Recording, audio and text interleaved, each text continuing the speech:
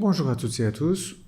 Dans cette vidéo, je vais vous parler un peu des implants fessiers, de la chirurgie d'augmentation des fesses.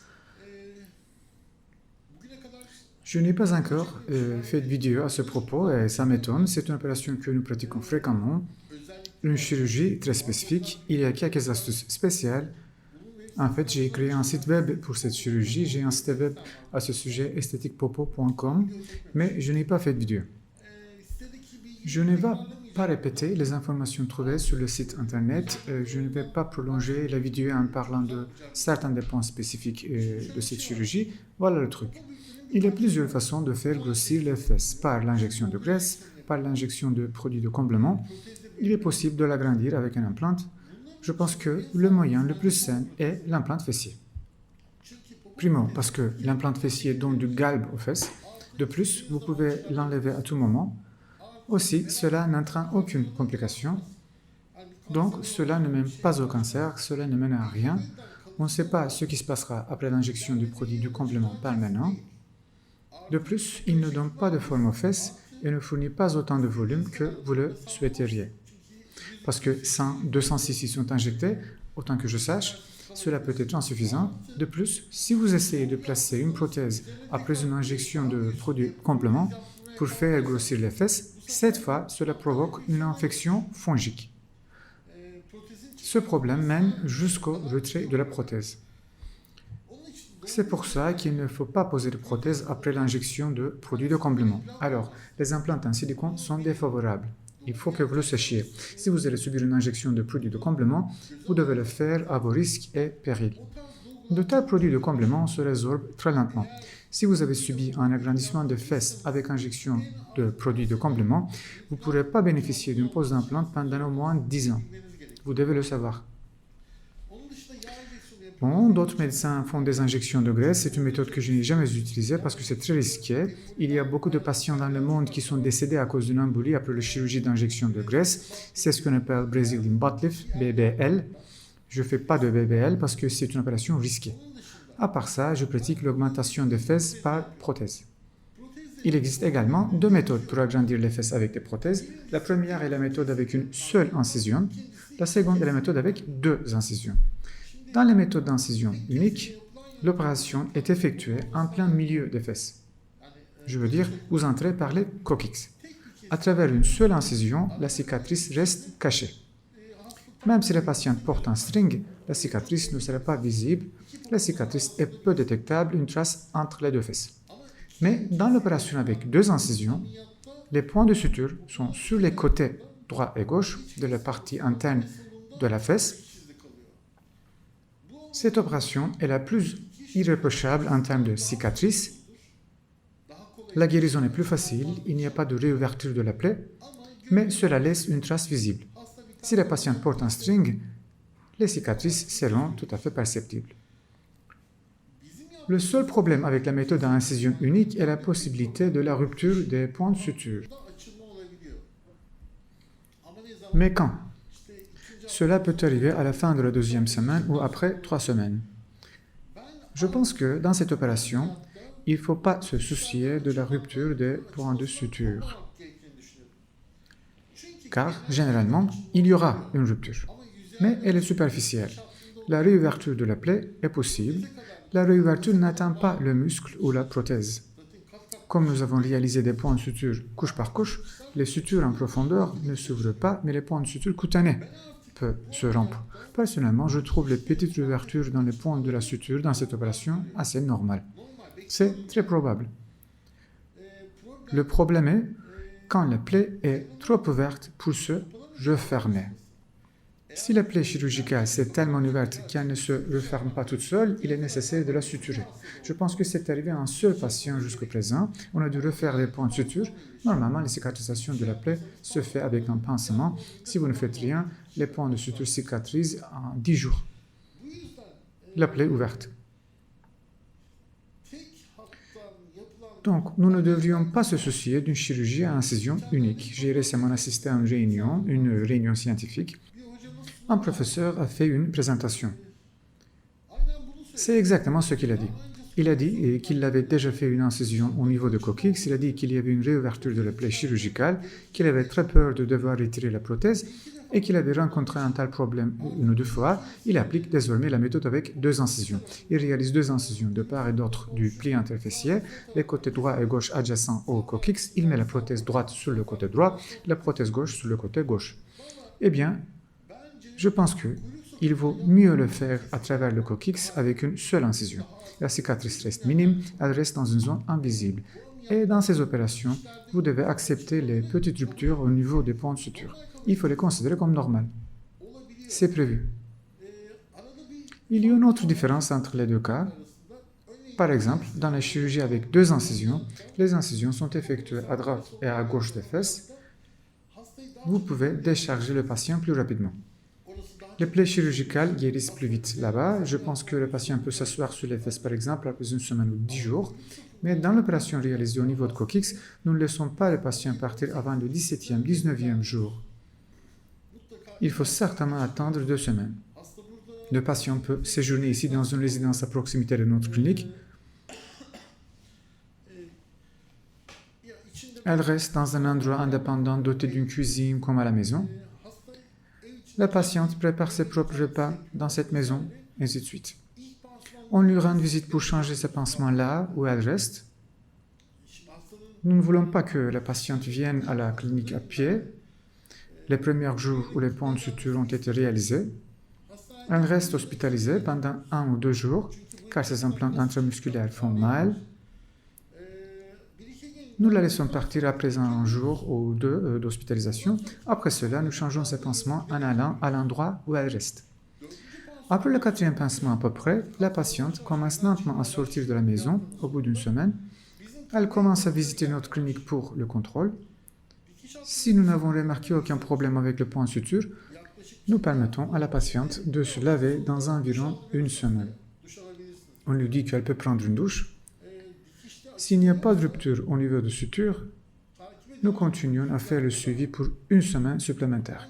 Enfin, le 17e ou le 18e jour, nous permettons à la patiente de partir en prenant l'avion. Nous avons eu des patients qui ont insisté pour partir plus tôt. Malheureusement, c'est un mauvais souvenir. Une dame d'Allemagne était venue. Elle voulait rentrer chez elle très vite. Je l'ai autorisée. Nous ne lui avons pas recommandé de partir si tôt, mais après son départ, ses points de suture ont cédé. Et pour ne rien montrer à sa famille, elle a placé une serviette en papier dessus et la plaie a été infectée. Est-ce logique de mettre une serviette en papier sur une plaie ouverte? La plaie a été infectée. Et que s'est-il passé après ça? La patiente a attrapé une infection, sa prothèse a dû être retirée dans l'un des hôpitaux là-bas, à l'étranger. Bon, regardez. Je l'ai fait chez un parent d'un ami d'Angleterre. En fait, c'était un homme, c'était un culturiste. Il a demandé des implants fessiers, nous l'avons fait. Il voulait partir chez lui le 15e jour. Je n'ai pas donné mon accord, je voulais qu'il reste encore quelques jours, c'est vraiment très important. On m'a dit qu'il a déjà acheté le billet d'avion et qu'il voulait partir. Alors j'ai dit, il n'y a rien à faire, je l'ai prévenu. Après son départ, le patient m'a envoyé une photo. Il n'y a rien sur la photo, les points de suture n'ont pas cédé. Eh bien, j'ai dit, tu as de la chance. Bon rétablissement. 1 semaine plus tard, il m'a envoyé une autre photo. Écoutez, c'était après 3 semaines. Après la fin de la 3e semaine, 1 semaine après le départ du patient, il y avait une petite désunium cicatricielle, aussi petite que mon pouce. Eh bien, je lui ai recommandé de faire un pansement. C'est une grande chance qu'il a été fermé avec un pansement. Mais c'est aussi intéressant que sa plaie a été ouverte 1 semaine après son départ. Mais cela peut arriver. Dans cette opération, il peut y avoir une légère rupture au niveau des points de suture. Cela doit être considéré comme normal. À mon avis, passer à la méthode avec 2 incisions après avoir craint que les points de suture soient ouverts, c'est faux. C'est une méthode que je n'approuve pas vraiment, disons. Dans cette opération, il est normal que la plaie soit rouverte, les amis. Une rupture des points de suture de 2 ou 3 cm est possible. Si l'ouverture ne nécessite pas de point de suture, la plaie guérira avec un pansement. Si l'ouverture est importante, je pense que nous avons amené un patient à un chirurgien une fois, nous avons recousu la zone, mais tout s'est passé sans problème. À part ça, comme je l'ai dit, la prothèse ne doit pas être posée chez un cas qui a subi une injection de produits de comblement. J'avais moi-même tort à ce propos. L'une de mes patientes m'a dit qu'elle avait subi une injection de produits de comblement, mais elle a dit que c'était il y a 4 ans. Quand les entreprises nous présentent ces produits de comblement, ils nous informent que la moitié se résorbe en 2 ans. Alors je me suis dit qu'après 4 ans, la majorité de cette quantité a été déjà résorbée, qu'il en reste très peu. Pendant l'opération, lorsque nous avons pénétré le muscle, nous avons remarqué la persistance du produit. Nous avons retiré le produit de comblement, essuyé soigneusement la zone avec du sérum, avec des antibiotiques. Nous avons essuyé, séché soigneusement. Nous pensions qu'il n'y avait plus de produit de comblement. Nous avons posé les prothèses. Après le départ de la patiente, après son retour dans sa ville natale, après 3 à 4 semaines, je pense qu'elle a commencé à avoir des suintements. Donc la moindre quantité de produit de comblement conduit à une infection fongique. La patiente avait une plaie exudative. Il n'y a pas eu de prolifération dans les cultures parce qu'il s'agissait d'une infection fongique. En cas d'infection fongique, il est nécessaire de réaliser une culture particulière. Puisqu'il n'y a pas une prolifération bactérienne, voici ce que nous devons comprendre. Ce n'est pas une infection bactérienne, c'est une infection fongique. Il y a tellement d'exudats qu'il est nécessaire de retirer la prothèse. Par exemple, chez cette patiente, la prothèse a dû être retirée.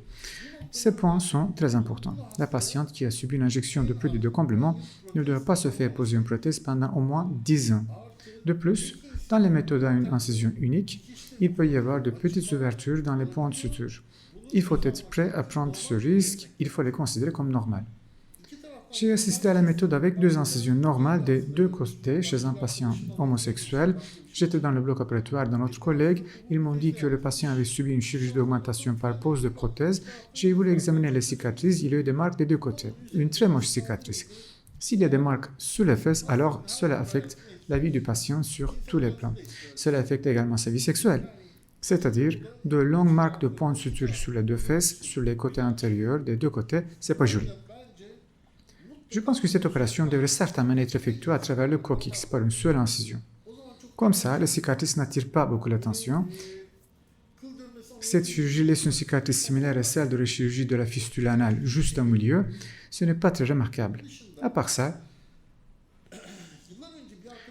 j'ai appelé un de mes collègues avant, il y a des ans, mais plus précisément, il voulait venir pour assister à l'opération, alors j'ai accepté, je lui ai dit qu'on avait une opération aujourd'hui, une augmentation des fesses, je l'ai invité. Pendant l'opération, il a dit « Vous n'utilisez pas un écarteur chirurgical. Vous le faites sans voir ce qu'il y a dedans, comme s'il n'a pas aimé la chirurgie. » Je crée aveuglément les loges qui vont accueillir les plaintes dans cette opération, à travers le muscle, de telle sorte qu'il reste 1 ou 2 cm du muscle au-dessus. Complètement à l'aveugle, je crée l'espace en installant le dissecteur à l'intérieur et en le touchant avec ma main de l'extérieur, mais je suis toujours dans le muscle et je laisse une couche de muscle de 2 cm d'épaisseur au-dessus. Je crée une cavité en dessus. Et maintenant, voici ce que mon collègue n'aimait pas. Il n'y avait pas d'écarteur avec lumière intégrée, on ne voyait pas ce qu'il y a dedans, on n'utilisait pas aucune lumière pour l'éclairage, et on n'avançait pas en découpant les tissus. Je pense qu'il est beaucoup plus utile d'opérer à l'aveugle. Pourquoi? Parce que dans une dissection à l'aveugle, même s'il y a de petits vaisseaux sanguins là-bas, vous créez les cavités en déchirant les vaisseaux sanguins. Lorsque les veines sont coupées, leurs extrémités se contractent, ce qui empêche le saignement. Si vous utilisez un écarteur avec lumière intégrée et pénétrez en coupant à l'intérieur, les vaisseaux sanguins sont coupés partout quand vous avancez. Ils sont coupés avec le scalpel et puisqu'ils ne rétrécissent pas, un saignement se produit. Je pense que si vous tranchez en utilisant un scalpel et un écarteur avec lumière intégrée, il y aurait beaucoup plus de chances d'hématome. Autrement dit, il y aurait une plus grande chance d'hémorragie interne, accumulation de sang. C'est pourquoi je fais toujours des dissections à l'aveugle. Je laisse une main à l'extérieur et l'autre main sur le dissecteur. Je crée les cavités de manière très contrôlée. Une autre caractéristique, c'est que je ne crée pas de cavité volumineuse. Je garde toujours le volume de la cavité créée au minimum. Et puis, si la cavité créée n'est pas suffisante pour accueillir l'implante, on le fait sortir, on élargit la cavité un peu plus. On essaie encore, si ça ne marche pas, on le fait sortir, on élargit la cavité un peu plus. On l'élargit de manière contrôlée. Après 3 ou 4 fois, lorsqu'on essaie d'insérer la prothèse, elle s'emboîte dans la cavité. Mais savez-vous ce qui se passe? Puisque la prothèse s'emboîte exactement à l'intérieur, la zone devient trop gonflée. Et ce n'est pas beau à voir. la prothèse semble très serrée à l'intérieur. Quand la prothèse est à l'intérieur, j'élargis son pourtour, la prothèse se détend, mais elle est encore serrée. Donc, j'élargis son pourtour un peu plus. La prothèse désormais s'adapte parfaitement. Vous la touchez de l'extérieur, vous ne touchez pas directement la prothèse. Il faut répéter tout ça de 7 à 8 fois pour atteindre le résultat final. D'ailleurs, nous essayons la même chose encore et encore, inlassablement et sans répit. Nous élargissons la loge millimètre par millimètre. La prothèse s'adapte parfaitement. Maintenant, quand vous la touchez de l'extérieur avec les doigts, elle n'est pas perceptible. Il n'y a pas non plus de raideur, la prothèse tient parfaitement. À ce stade, nous cessons d'essayer d'insérer la prothèse. Parce que la prothèse est à l'intérieur, elle tient parfaitement. Je pense qu'il est nécessaire de réaliser cette opération de cette manière, en essayant comme ça progressivement. Car si vous élargissez trop la loge, la prothèse se déplacera vers la droite et la gauche. Cela devient défigurant. La prothèse doit s'adapter parfaitement à cette loge. Pour qu'elle s'emboîte parfaitement, il faut ouvrir les cavités un peu au début et les élargir peu à peu, jusqu'à ce que la taille de la cavité soit convenable pour la prothèse. C'est comme ça qu'on fait cette chirurgie. Une caractéristique de plus, c'est un secret professionnel à titre d'information. Ce que je vais vous dire n'est pas dans les livres, cela n'est pas écrit dans les articles, ce sont des connaissances acquises par l'expérience. Ce qui est écrit dans les livres, faites attention au fond lors de l'insertion de la prothèse. Si vous allez trop loin, vous risquez d'endommager le nerf sciatique. Eh bien, c'est très difficile en pratique, franchement. Le nerf sciatique est très profond dans le muscle. Donc, le chirurgien doit être beaucoup imprudent pour aller là-bas et irriter le nerf sciatique. Je veux dire, permettez-moi d'être clair, le problème principal ici n'est pas ci-dessus, vous ne pouvez pas descendre jusque là-bas, vous devez essayer très fort. Le problème principal, le problème qui peut survenir sans que vous en rendiez compte, est le suivant. C'est très intéressant, ce n'est écrit dans aucun livre, c'est un secret professionnel, vraiment, je vous l'accorde. Il y a une zone au-dessus où le muscle fessier s'attache à l'os.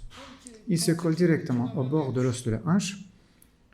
La masse musculaire est épaisse en dessous, elle devient plus fine à mesure en allant vers le haut, elle devient de plus en plus mince et s'attache à l'os. Si vous vous approchez trop de cet endroit ainsi, le muscle se sépare de l'os et devient plus faible. La prothèse commence à se percevoir au toucher. J'ai vécu cela avec un de mes patients.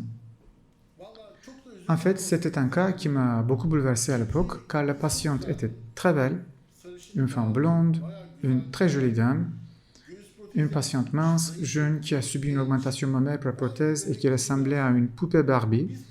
Nous avons placé des prothèses dans les fesses, c'était parfait. Le seul problème était que, d'une part, parce que nous avons un peu trop aminci le muscle au-dessus, la prothèse a commencé à se percevoir un peu là-bas. Là, nous avons un peu trop aminci le muscle, l'avons ouvert par le dessous. Le muscle a été légèrement détaché de l'os. Quand j'ai inséré la prothèse, sa limite supérieure a commencé à se percevoir. Ce n'est pas très important, mais c'était un problème qui a perturbé la perfection. Il n'y avait rien à faire. La patiente est partie chez elle. Il n'y avait rien de très perceptible de toute façon. Il n'y a donc rien en apparence, mais vous comprenez quand vous le touchez. Cette patiente est venue nous voir pour une autre chirurgie après 4 ou 5 ans, je pense. Quand elle est arrivée, quand j'ai fait son examen, j'ai vu que sa condition s'était améliorée. C'était très intéressant. Je veux dire, il ne devrait pas vraiment y avoir un tel problème. Il faut être très prudent quand on ouvre la partie supérieure. Mais si cela se produit, cela s'améliorera avec le temps, d'après ce que j'ai pu comprendre. Pourquoi? La prothèse s'installe un peu sous l'effet de la gravité, donc elle ne pousse pas vers le haut, elle n'exerce pas de pression sur les parties amincies du muscle. La prothèse se stabilise bien. Elle a tendance à aller vers le bas et je pense que les parties supérieures du muscle s'attachent de nouveau à l'os parce que la patiente n'avait plus un tel problème. Néanmoins, c'est un point très important. Je vous ai dit que nous créons la loge pour l'implante tout en disséquant le muscle. Et je pense qu'il y a 2 endroits les plus importants auxquels il faut prêter attention. Tout d'abord, le bord supérieur, il est nécessaire de ne pas l'amincir. Et deuxièmement, la partie extérieure, l'extérieur de la fesse. Il s'ouvre très facilement. La prothèse peut glisser d'un coup vers l'extérieur. C'est pourquoi il est nécessaire d'ouvrir la cavité très soigneusement. Une autre chose que je peux dire à propos de cette opération, à la fin de l'opération, nous appliquons un pansement moulant très fort, très solide, qui se colle bien avec des rubans spéciaux et des bandages. C'est le genre de pansement que j'utilise. Les pansements moulants utilisés dans les autres opérations ne tiennent pas. À part ça, une pratique intéressante que j'ai faite, après la sortie de chaque patient du bloc opératoire, on lui colle un post-it sur les fesses pour qu'il n'y ait pas d'injection dans cette zone. Pour que l'infirmière à qui nous transférons la patiente pendant la journée fasse attention, il faut éviter les injections qui se font dans les fesses en cas d'implant fessier. Si des médicaments genre analgésiques doivent être administrés, ils seront injectés dans les cuisses, le bras, ajoutés à son sérum, mais il se peut que l'infirmière de garde ne soit pas tenue au courant. Elle doit être au courant absolument. Juste au cas, je mets un post-it sur les fesses des patientes pour qu'il n'y ait pas d'injection. C'est d'une importance primordiale pour la sécurité. À propos, ces patientes ne peuvent plus recevoir des piqûres dans les fesses à vie. Il est donc important d'en prendre note. Ce n'est pas une perte. Quand la patiente peut recevoir une injection dans les fesses, il devrait soit la recevoir dans les cuisses, soit dans le bras. Aucune différence, c'est la même chose. L'essentiel est que le médicament soit administré par une injection dans les muscles. Si vous ne pouvez pas le faire à partir de la fesse, vous pouvez le faire à partir de la cuisse.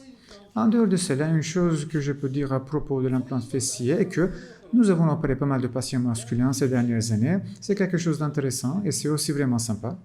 Généralement, les patients culturistes veulent subir cette chirurgie. Ceux qui ont développé leur masque musculaire, les pectoraux et tous, les abdominaux sont super, les bras, tout ça, mais leurs fesses sont plates. Le patient se lève, montre ses bras, montre ses pectoraux, mais bien sûr, il n'y a pas de fesses. Comme s'il manquait un coin d'un tableau, comme une pièce manquante du puzzle. Il manque quelque chose là-bas. La pose d'une prothèse de taille moyenne à l'intérieur du muscle fessier chez ces patients a pour effet de remplacer cette pièce manquante du puzzle. C'est tellement agréable. Le premier patient que j'ai opéré a été amené dans sa chambre sur une civière. Je suis remonté avec lui. Le patient était un décubitus ventral, bien sûr. Nous l'avons vu nu parce qu'ils ont soulevé le drap quand ils l'amenaient au lit sur une civière. Je veux dire, il s'est transformé en statue grecque. Il avait un beau corps et le résultat était excellent lorsque les fesses sont devenues rebondies. Très réussi. Si les culturistes ont des fesses plates, alors cette opération donne un très bon résultat chez eux. Aussi pour les femmes minces. Les femmes minces, comme je l'ai dit auparavant, si la patiente est mince, a une taille fine, sans cellulite sur les jambes et ses fesses sont plates, et si elle a subi une augmentation mammaire, lorsque vous placez un implant fessier, la patiente se transforme en poupée Barbie. Ce sont mes patientes préférées. En effet, à la suite de ce que vous faites, vous obtenez un très très bon résultat. C'est professionnellement satisfaisant, vous me comprenez. Vous obtenez un très bon résultat. Les culturistes masculins et les dames minces, ce sont les meilleurs candidats pour cette chirurgie. Sinon, les prothèses varient beaucoup d'année en année. Les entreprises ont produit des prothèses granuleuses pendant un certain temps avec une surface granuleuse. Ensuite, ils ont produit des prothèses lisses. Ça change selon les articles publiés d'année en année. Probablement, je pense que les prothèses lisses sont à nouveau sur le marché en ce moment. Les entreprises les fabriquent. Je n'ai pas vu de grande différence entre les deux.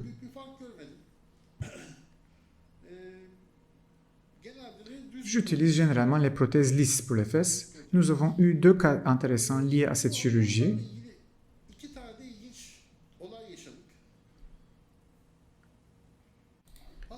Une de mes patientes nous a visité pour un examen de contrôle. Elle a dit « J'ai un problème. La prothèse est perceptible au toucher. Mais comment est-ce possible? Je l'ai posée à l'intérieur du muscle, c'est impossible de le placer plus profondément. » Nous avons examiné la patiente, elle a tellement perdu de poids. Il n'a eu que la peau sur les os. Elle se disputait avec son copain, elle ne pouvait pas manger, elle vomissait ce qu'elle mangeait. Elle pesait au maximum 42 kilos, c'était incroyable. Elle est devenue si grêle. J'ai examiné ses fesses, elle n'avait plus de masse musculaire. Je lui ai dit, mademoiselle, si vous perdez autant de poids, bien sûr que la prothèse deviendra perceptible. Ce qui recouvre la prothèse, c'est le muscle de la fesse, le muscle grand fessier. Le muscle a totalement fondu. Il n'y a donc rien que nous puissions faire en tant que chirurgien. Je lui ai conseillé de voir un psychiatre ou un diététicien. J'ai dit, vous devrez reprendre de bonnes habitudes alimentaires. Vous devez prendre du poids. Ça n'a rien à voir avec nous. Et j'ai renvoyé la patiente. Un mois plus tard, je pense, 1 ou 2 mois plus tard, j'ai reçu une notification du ministère de la Santé. La patiente a porté plainte contre moi, car je lui ai dit de consulter un psychiatre et elle a décidé de porter plainte contre moi. La patiente a également déposé une plainte en ligne. Personne n'a vu la patiente. J'ai aussi écrit, et pour ma défense, je lui ai demandé de faire venir la patiente. Je veux dire, personne ne l'a examinée, il se peut que sa vie soit en danger. Elle a tellement perdu de poids que son muscle fessier est devenu atrophié. Cette patiente était parmi mes plus belles patientes. Elle était déjà svelte. À l'époque, nous avons eu un bon résultat avec l'implant fessier, mais elle est tombée malade, elle a perdu beaucoup de poids, elle est devenue vraiment mince, elle n'avait que la peau sur les os. J'ai dit que la patiente devait être examinée par un psychiatre. Alors, je n'y ai parlé. Elle souffrait d'une fonte musculaire. La prothèse est devenue perceptible car elle a perdu de la masse musculaire. Ça n'a rien à voir avec moi. De toute façon, cela s'est passé. J'ai eu un autre cas similaire. Cette fois, ma patiente était une modèle. Elle aussi a rompu avec son copain et elle ne mangeait plus. Elle vomissait et tout, elle a perdu de poids, son implant fessier est devenu perceptible aussi. Mais elle a dit, docteur, j'ai fait des recherches et apparemment c'est la maladie des modèles. J'ai dit, vous l'avez appris alors. Donc, je veux dire, si vous perdez beaucoup de poids, ces prothèses deviennent visibles. Vous vous attendiez à autre chose. On met l'implant à l'intérieur du muscle. Puisqu'on le place à l'intérieur du muscle, ce dernier l'enveloppe complètement. Si vous perdez beaucoup de poids, si vous pesez 42 kg, alors la prothèse devient, bien sûr, perceptible.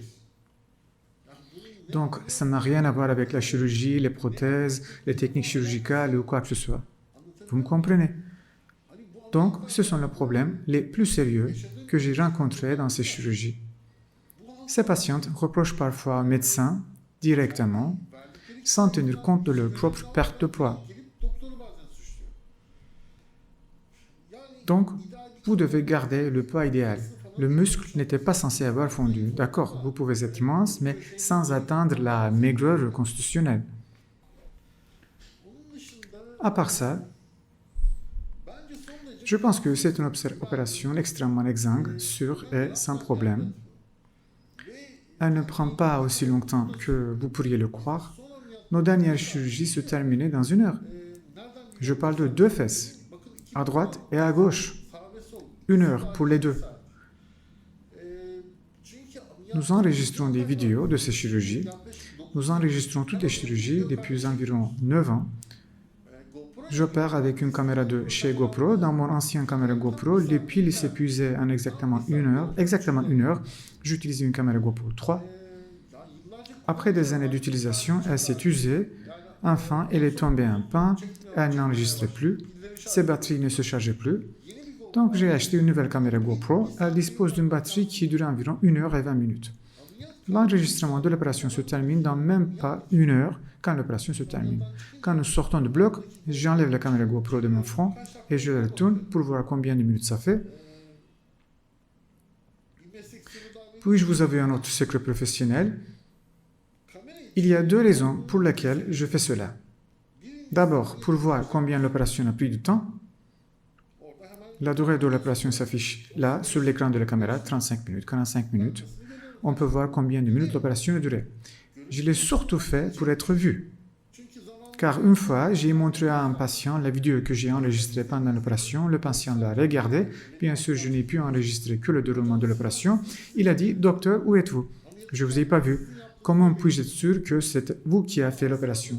C'est depuis ce jour-là que j'ai vraiment décidé d'apparaître dans les vidéos à la fin de chaque opération, pour voir combien de minutes elle a pris d'abord, mais aussi de sorte que je puisse voir la durée de l'opération et me filmer moi-même pour que les patients croient que la caméra a été placée sur mon front lors de l'opération.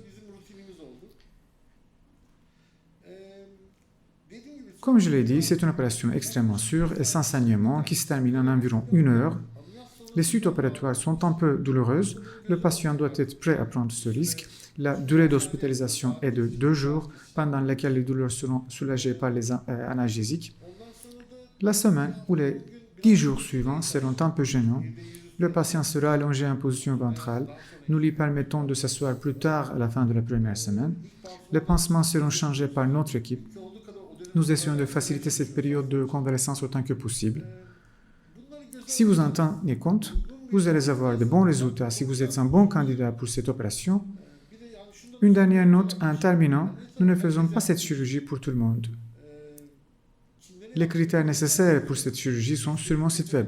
Si vous consultez la page esthétiquepopo.com, vous pouvez voir les critères nécessaires pour subir cette chirurgie sur la première page.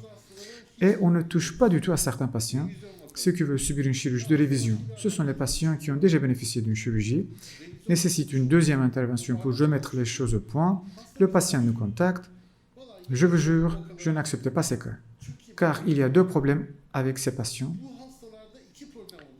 Donc, soit le patient n'était déjà pas le bon candidat pour la chirurgie dès le début, c'est-à-dire un patient qui n'était pas censé subir cette chirurgie. Peu importe ce que vous faites, même si c'était moi qui ai fait l'opération en premier lieu, le patient n'obtiendra pas un bon résultat. Il ne sert à rien d'accepter ce patient. Si ce n'est pas le bon cas, vous n'auriez pas de le faire de toute façon. Nous ne faisons pas la chirurgie de révision. Deuxièmement, ces patients finissent parfois par avoir des mauvais résultats après ils bénéficient d'une intervention de révision au cours de laquelle certains ligaments sur les lignes de suture sur les fesses sont endommagés. Leur intégrité se détériore. Vous ne pouvez pas effectuer une intervention chirurgicale appropriée sur les structures qui ont déjà été endommagées. Vous ne pouvez pas appliquer l'intervention de révision. Par exemple, il y a un ligament sur le coccyx, ce ligament doit être intact pour que nous puissions y suturer. Si ce ligament a été endommagé, c'est très important, les sutures ne seront pas comme vous le souhaitez.